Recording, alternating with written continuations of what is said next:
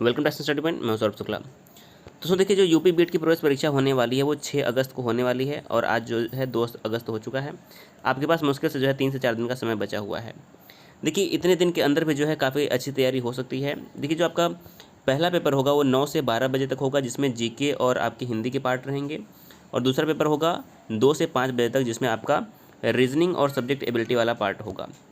तो देखिए, जो जीके वाला पार्ट होगा, अगर आप इसमें 35 से 40 के बीच में अगर क्वेश्चन सही कर रहे हैं तो आपका जो है क्वेश्चन अच्छा माना जाएगा। क्योंकि जीके में क्वेश्चन जो है कुछ डिफिकल्ट भी होते हैं, लेकिन कुछ छात्र जो है ऐसे तैयारी करने वाले होते हैं जो 40 से 45 भी सही कर देंगे। लेकिन अगर आप 35 के आसपास भी सही करते हैं तो आपका स्कोर जो है अच्छा माना जाएगा। तो देखिए, इस वीडियो में हम 2019 का मॉडल प्रैक्टिस सेट लेकर आए, जो 2019 में पूछे गए सारे प्रश्न हैं।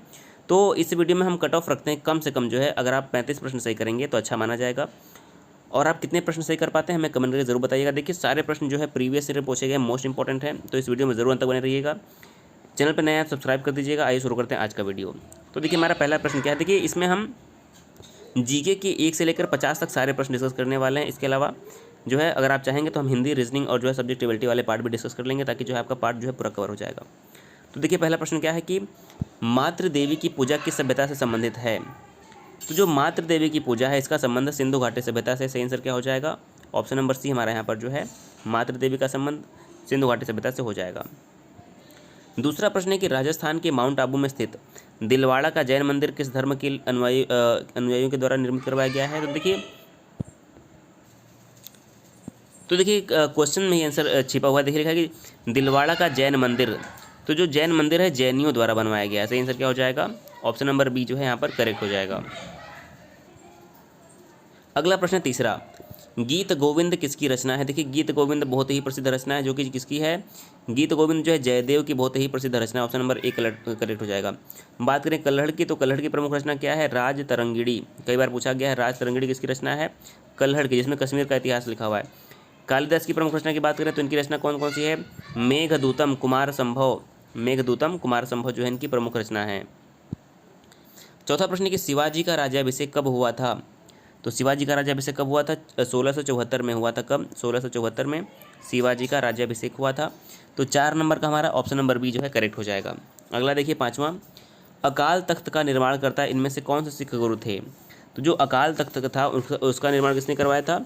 गुरु हरगोविंद ने। सही आंसर क्या हो जाएगा? ऑप्शन नंबर सी, गुरु हरगोविंद ने अकाल तख्त का निर्माण करवाया था। ऑप्शन नंबर हमारा यहाँ पर सी करेक्ट हो जाएगा। छठा प्रश्न है कि भारत के समुद्री मार्ग की खोज किसने की थी। तो ये प्रश्न आपको सबको जरूर याद होगा कि 1498 में भारत कौन आया था। तो वास्को डिगामा जो है 1498 में भारत पहुंचे थे, कालीकट पर पहुंचे थे, जहां पर तत्कालीन शासक जमोरिन ने जो है उनका स्वागत किया था। तो हमारा ऑप्शन नंबर ए करेक्ट हो जाएगा। सातवां है, भारत में पहली अंग्रेजी व्यापारी कंपनी कहाँ खोली गई। देखिए, ये बहुत फास्ट हम इस सॉल्व करने वाले हैं। 50 में से आपको कम से कम जो है 35 से 40 क्वेश्चन सही करना है। तो भारत में जो पहली अंग्रेजी व्यापारिक कंपनी थी वह 1611 में, कहाँ? 1611 में मसूलीपट्टनम में जो है खोली गई थी। कहाँ पर? 7 नंबर का हमारा सही आंसर क्या हो जाएगा? देखिए, उससे पहले यदि हम बात करें तो यहाँ पर हमारा 1613 में कहाँ पर खोली गई थी? 1613 में सूरत में। तो यहाँ पर हमारा ऑप्शन नंबर बी करेक्ट हो जाएगा, 1613 में सूरत में। बेगम हजरत महल 1857 की क्रांति में किस स्थान से संबंधित थी। तो बेगम हजरत महल का संबंध था लखनऊ से। ऑप्शन नंबर ए। नाना साहब का संबंध था कानपुर से। बेगम हजरत महल लखनऊ। नौवां है कि इंदिरा गांधी जी के द्वारा क्रियान्वित प्रथम सत्याग्रह जो नील किसानों से संबंधित रहा, इससे जुड़ा स्थल कौन सा। देखिए, पिछले साल भी महात्मा गांधी से जुड़े 2-3 प्रश्न जो आए थे और इस साल भी आएंगे। तो जो प्रथम सत्याग्रह था वो था चंपारण सत्याग्रह। ऑप्शन नंबर ए करेक्ट हो जाएगा। तो देखिए, जो नील सत्याग्रह था वो चंपारण में हुआ था। ऑप्शन नंबर ए करेक्ट हो जाएगा। ये कब हुआ था? 1917 में। बारदोली सत्याग्रह कब हुआ था? 1928 में। इसका जो है नेतृत्व किसने किया था? वल्लभ भाई पटेल, और यहीं पर इनको सरदार की उपाधि दी गई। चौरी चौरा कांड कब हुआ था? 1922 में जो हुआ था, और इसी के बाद जो है असहयोग आंदोलन को वापस ले लिया गया था। ये सब जो है बात आप याद रखिएगा। 10वां प्रश्न हमारा है, दांडी यात्रा की शुरुआत महात्मा गांधी ने कहाँ से की थी। तो देखिए, जो दांडी यात्रा थी इसकी शुरुआत महात्मा गांधी ने साबरमती आश्रम से किया था। कहाँ से किया था? महात्मा गांधी ने साबरमती आश्रम से जो है 12 मार्च 1930 को, ये आप डेट याद रखिए, 12 मार्च 1930 से साबरमती आश्रम से सत्याग्रह शुरू हुआ था। 78 लोगों के साथ गए थे और 6 अप्रैल 1930 को जो है 6 अप्रैल 1930 को दांडी में पहुंचकर जो है वहाँ पर नमक कानून तोड़ा था। तो ऑप्शन नंबर डी करेक्ट हो जाएगा। 11वां कि हमारे सौर मंडल का कौन सा ग्रह आकार में पृथ्वी के समान है। तो सही आंसर क्या हो जाएगा, जो शुक्र है यह पृथ्वी का सबसे निकटतम ग्रह है और यह आकार में पृथ्वी के समान है, इसलिए इसे जो है पृथ्वी की जुड़वा बहन भी कहा जाता है। इसे सांझ का तारा या भोर का तारा भी कहा जाता है। इसका कोई भी जो है उपग्रह नहीं है, इसे आप याद रखिए। 13वां है कि टुंड्रा क्या होता है। तो देखिए टुंड्रा जो होता है हमारा सही आंसर क्या हो जाएगा इसका, यह एक पर्णपाती वन होता है। क्या होता है, टुंड्रा एक पर्णपाती वन होता है। तो ऑप्शन नंबर हमारे यहाँ पर 13 का ऑप्शन नंबर ए जो है करेक्ट हो जाएगा। देखिए तो टुंड्रा जो हमारा है जो शीत मरुस्थल हो जाएगा, यहाँ पर टुंड्रा का सी ऑप्शन करेक्ट हो जाएगा। अगला है 14वां प्रश्न, वायुमंडल की सबसे निचली परत को हम क्या कहते हैं। तो बहुत इंपॉर्टेंट प्रश्न है और सही हो जाएगा क्षोभ मंडल। क्षोभ मंडल जो है वायुमंडल की सबसे निचली परत होती है, सी ऑप्शन हमारे यहाँ पर करेक्ट होगा। 15वां प्रश्न है, भारत का सबसे ऊंचा पठार कौन सा है। तो भारत का जो सबसे ऊंचा पठार है हो जाएगा लद्दाख का पठार, ऑप्शन नंबर सी यहाँ पर करेक्ट है। अगला है 16वां, प्रायद्वीपीय भारत की सबसे लंबी नदी कौन सी है। तो देखिए प्रायद्वीपीय भारत हमारा क्या है, जो 3 तरह से जो है नदी से घिरा हुआ है, एक तरफ से अरब सागर, दूसरी तरफ से बंगाल की खाड़ी। तो ये हमारा प्रायद्वीपीय भारत होता है जो कि आधे के नीचे है। तो प्रायद्वीपीय भारत की सबसे लंबी नदी कौन सी है, तो ये हमारी हो जाएगी गोदावरी नदी जो है प्रायद्वीपीय भारत की सबसे लंबी नदी है। 17वां है, पश्चिमी घाट के उत्तरी भाग को किस नाम से जाना जाता है। तो पश्चिमी घाट के उत्तरी भाग को कोंकण तट के नाम से जाना जाता है, सी ऑप्शन हमारे यहाँ पर करेक्ट हो जाएगा। 18वां है, वह प्रोग्राम जो किसी व्यक्ति द्वारा पढ़ा जा सके उसे हम क्या कहते हैं। तो वह प्रोग्राम जो किसी व्यक्ति द्वारा पढ़ा जा सके उसे हम ह्यूमन कोड कहते हैं। सही आंसर क्या हो जाएगा, option number B human code. 19वां प्रश्न है, निम्नलिखित में से कौन सा भारत की निम्न कृषि उत्पादकता के लिए उत्तरदायी नहीं है। तो हमारा जो सहकारी कृषि है यह निम्न उत्पादकता के लिए उत्तरदायी नहीं है, ए करेक्ट हो जाएगा। 20वां प्रश्न है, निम्नलिखित में से कौन सा बंदरगाह भारत के पश्चिमी तट से संबंधित नहीं है। तो देखिए पश्चिमी तट से किसका संबंध है, देखिए नावासोवा, मार्मा गोवा और कोच्चि इनका संबंध पूर्वी तट से, लेकिन जो तूतीकोरिन है यह इसका संबंध पश्चिमी तट से नहीं बल्कि पूर्वी तट से है। 21वां है, दिल्ली में सर्दियों के समय में वर्षा होती है, इसका कारण क्या है। तो यह पश्चिमी विक्षोभ के कारण जो है सर्दी के मौसम में दिल्ली में वर्षा होती है पश्चिमी विक्षोभ के कारण।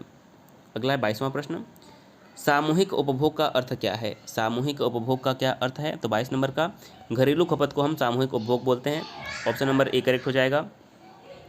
23वां प्रश्न है, राष्ट्रीय आय को और किस नाम से जाना जाता है। तो राष्ट्रीय आय को जो है NNP साधन लागत पर, सी ऑप्शन हमारा करेक्ट हो जाएगा। 24वां प्रश्न है, भारत में राज्यों के लिए राजस्व का सर्वाधिक महत्वपूर्ण स्रोत निम्नलिखित में से क्या है। तो भारत में राज्यों के लिए जो राजस्व का सबसे प्रमुख स्रोत है वो हो जाएगा बिक्री कर, यानी कि sales tax, option number A correct है। 25वां प्रश्न है कि निम्न में से किस वर्ष भारत G20 शिखर सम्मेलन की मेज़बानी करेगा। तो G20 की जो भारत 2022 में मेज़बानी करने वाला है, तो सही आंसर क्या हो जाएगा 2022। अगला है 26वां, निम्नलिखित में से क्या वैकल्पिक मुद्रा का एक उदाहरण है। तो वैकल्पिक मुद्रा का उदाहरण हमारा हो जाएगा चेक, सी ऑप्शन करेक्ट हो जाएगा। अगला है 27वां प्रश्न, निम्नलिखित में से किस पंचवर्षीय योजना में वास्तविक विकास दर लक्षित विकास दर से कम थी। तो 27 नंबर का हमारा ऑप्शन नंबर बी, चौथी पंचवर्षीय योजना में जो है वास्तविक विकास दर जो था लक्षित विकास दर से कम था, ऑप्शन नंबर बी करेक्ट हो जाएगा। अगला है, संविधान की स्थिति को पूर्णतः बनकर तैयार हुआ। तो 26 नवंबर 1949 को संविधान बनकर तैयार हो गया था और 26 जनवरी 1950 को संविधान जो है लागू हो गया था, दोनों बात याद रखिएगा। 29वां है, भारत में राजनीतिक शक्ति का प्रमुख स्रोत क्या है। तो भारत में जो वास्तविक शक्ति है वह जनता के हाथ में है, तो भारत की जनता जो है यहाँ पर हमारा ऑप्शन नंबर ए करेक्ट हो जाएगा। 30वां प्रश्न है, शिक्षा शब्द किससे संबंधित है, किस सूची में। तो देखिए जो शिक्षा शब्द है यह समवर्ती सूची का विषय, यानी कि इस पर केंद्र और राज्य दोनों कानून बना सकते हैं, सी करेक्ट हो जाएगा। 31वां प्रश्न है, भारत के संविधान के किस अनुच्छेद के अंतर्गत सशस्त्र बलों के मौलिक अधिकार विशेष रूप से प्रतिबंधित हो सकते हैं। तो ये हमारा जो है अनुच्छेद 33 में रखा गया है, ऑप्शन नंबर डी करेक्ट हो जाएगा। अगला है 32वां, संपत्ति के अधिकार की वर्तमान परिस्थिति क्या है। तो संपत्ति का अधिकार जो वर्तमान में वैधानिक अधिकार यानी कि कानूनी अधिकार बन गया। देखिए पहले ये अनुच्छेद 31 में था, लेकिन अब इसे अनुच्छेद 301 के अंतर्गत रखा गया है, जो कि अब एक कानूनी अधिकार है। 33वां प्रश्न है, भारत के संविधान के अंतर्गत नीति निर्देशक तत्वों के मुख्य उद्देश्य क्या हैं। तो नीति निर्देशक तत्व जो है भाग हमारे 4 में रखे गए हैं, अनुच्छेद 36 से 51 में रखे गए हैं, और यह आयरलैंड के संविधान से लिया गया। उसका जो मुख्य उद्देश्य है वो है लोक कल्याणकारी राज्य की स्थापना करना, ऑप्शन नंबर हमारे यहाँ पर एक करेक्ट हो जाएगा। 34वां है, राष्ट्रपति के निर्वाचन में विजयी उम्मीदवार के लिए प्राप्त करना आवश्यक है, क्या प्राप्त करना आवश्यक है। तो कुल कराए गए मतदान का 50% से अधिक और कुल मतों का बहुमत जो है प्राप्त करना आवश्यक है। डी ऑप्शन करेक्ट हो जाएगा। 35वां है गुट निरपेक्षता से क्या तात्पर्य है? तो 35 नंबर का हमारा सही आंसर क्या हो जाएगी? शक्ति पुंजों से तटस्थता, यानी कि किसी भी ग्रुप में शामिल न होना, न्यूट्रल रहना, नॉन अलाइंड मूवमेंट जो है कहा गया इसे। 36वां है भारत राष्ट्र संघ का सदस्य कब बना? तो देखिए जो भारत राष्ट्र संघ का सदस्य है 1945 में बन गया था, यानी कि जब स्थापना हुई थी। संयुक्त राष्ट्र की स्थापना कब हुई थी? 24 अक्टूबर 1945 को, और भारत जो है संस्थापक सदस्यों में से था, समझ लीजिए। अगला है 37वां विश्व व्यापार संगठन का मुख्य उद्देश्य क्या है? तो इसका जो मुख्य उद्देश्य है कि विश्व व्यापार की मात्रा में वृद्धि करना और प्रतिबंधों की समाप्ति करना। सी ऑप्शन हमारे यहाँ पर करेक्ट होगा। 38वां है निम्नलिखित में से कौन सा पुरस्कार खेल क्षेत्र में प्रशिक्षण के लिए दिया जाता है? तो देखिए द्रोणाचार्य पुरस्कार खेल क्षेत्र में प्रशिक्षण के लिए दिया जाता है, अर्जुन पुरस्कार खेल के लिए दिया जाता है, साहित्य अकादमी साहित्य के लिए दिया जाता है, और दादा साहब फाल्के जो है यह सिनेमा में विशिष्ट योगदान के लिए दिया जाता है। 39वां प्रश्न है अर्थशास्त्र का नोबेल किसके द्वारा दिया जाना जो है आरंभ हुआ? तो अर्थशास्त्र का नोबेल जो है यह स्वीडिश सेंट्रल बैंक के द्वारा दिया जाना आरंभ हुआ। किसके द्वारा? स्वीडिश सेंट्रल बैंक के द्वारा। 40वां प्रश्न है स्पेल ऑन द टाइगर पुस्तक किसके द्वारा लिखी गई है? तो यह सैयद माउंट गोमरी के द्वारा लिखी गई पुस्तक है, स्पेल ऑन द टाइगर। अगला है 41वां वीर सावरकर अंतर्राष्ट्रीय हवाई अड्डा जो कहाँ पर स्थित है को एक अधिकृत आव्रजन चेक पोस्ट के रूप में घोषित किया गया। तो देखिए जो वीर सावरकर अंतर्राष्ट्रीय हवाई अड्डा है वो पोर्ट ब्लेयर में है। कहाँ पर? Port Blair. Option number C correct होगा। 42वां है संघाई कोऑपरेशन संगठन में कौन सा देश शामिल है?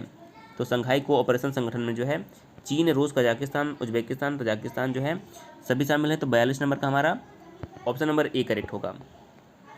43वां की दूरी मापने की सबसे बड़ी इकाई कौन सी है? तो दूरी मापने की जो सबसे बड़ी इकाई है वो हमारा क्या होता है? पारसेक।